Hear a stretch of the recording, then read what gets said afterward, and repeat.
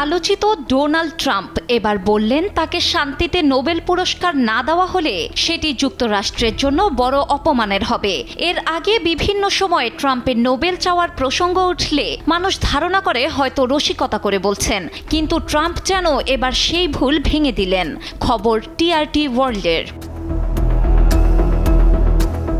এর আগে American cornerstone ইনস্টিটিউটের ফাউন্ডার্স ডিনারে নোবেল পাওয়ার প্রসঙ্গ তুলে ট্রাম্প বলেন, বিশ্বমঞ্চে আমরা এখন এমন কাজ করছি যা আগে কখনো হয়নি।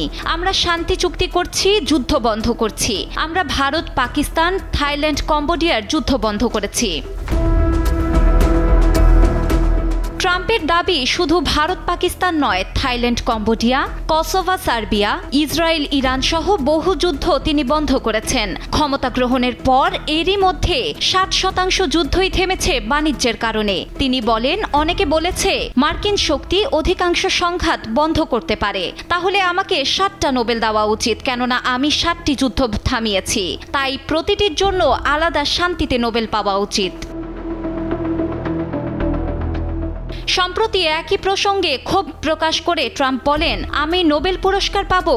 অবশ্যই না। ওরা সেটা দিয়ে দেবে এমন কাউকে যে কিছুই করেনি। এটা আমাদের দেশের জন্য বিরাট অপমান। এছাড়াও সে সময় ট্রাম্প সংবাদ মাধ্যমের ওপরও ক্ষোভ প্রকাশ করেন, এমনকি সাংবাদিকদের অসম্মানিত বা ঘৃণ্য ব্যক্তি বলেও আখ্যা দেন। দ্বিতীয় মেয়াদে ক্ষমতায় এসেই ট্রাম্পের রূপ যেন বদলে গেছে। প্রথমেই প্রণয়ন করেছেন বেশ কিছু নীতি। সবচেয়ে বেশি প্রভাব ফেলেছে ভিসা নীতি। এরপর ভারতের সঙ্গে সম্পর্কের অবনতিতেও অনেকটাই দায়ী মার্কিন সিদ্ধান্ত। শুধু তাই নয়, গাজার পক্ষেও কথা বলেন, যেখানে ইসরায়েল যুক্তরাষ্ট্রের ঘনিষ্ঠ বন্ধু। সব মিলিয়ে ট্রাম্প যখন আলোচনার তুঙ্গে, ঠিক তখনই চাইলেন নোবেল। শুধু তাই নয়, বললেন তিনি নোবেল না পেলে সেটি যুক্তরাষ্ট্রের জন্য অপমানের। ডেস্ক রিপোর্ট, সময়ের আলো।